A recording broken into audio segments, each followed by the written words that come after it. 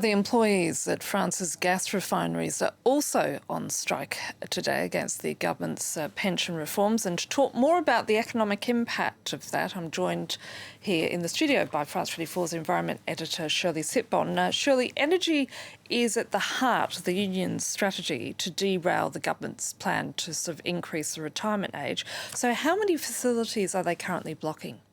Many. Let's look at different sectors. Refineries first. We have a map showing France's 8 refining sites, and they're all blocked. Production continues, but the fuel cannot leave those sites. Basically, the gates are shut, and protesters say they will not let the fuel leave. But if you look at this map, actually, it could be covered with dots because there are various, almost 200 fuel depots across the country, and authorities trying to reassure the population say that they're all full and there is no problem in days to come. Of course, it will all depend if this will continue for many, many days.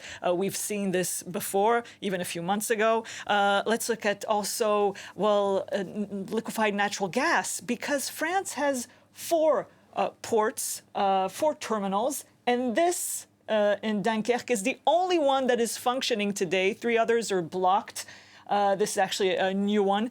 Why is this so crucial? Because we're not importing Russian gas anymore, so using liquefied natural gas is really important in our energy strategy. And also, the other sector is the nuclear sector. The strikes started on the protest, and the strike started on Friday when the Senate was examining a possibility to eliminate the special situation of those who work in the energy and fuel departments, and so this continues for them too. There is we can see that there's it's been degraded about the equivalent of 5 reactors less production than the usual.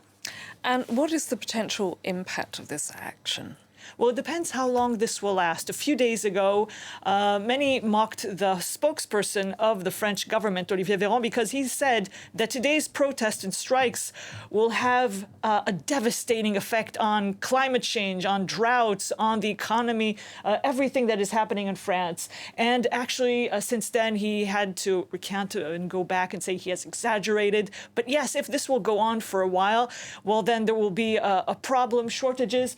What else can we? So we can say that there is a link also between energy and global warming, because we usually count on hydroelectricity, and now those plants are actually functioning less than usual. We can't really count on them to make up for that shortage in other fields. But as far as nuclear sites go, a few months ago when there was another strike, some of them were down, and this time they're not. There's no more corrosion. All of the plants are functioning. So even if there are some strikes, the government says that will not have a major impact. And also people, the population is ready. We're used to this in France. We've seen this many times before. So people are basically working from home whenever they can, and sometimes they just share their cars. They're means of transportation that did not exist many years ago, where other strikes crippled the country. This time, it may not be as drastic. Yes, certainly work from home has had a major impact on the impact of when it comes to what happens as a result of those strikes. Thanks for that, Shirli.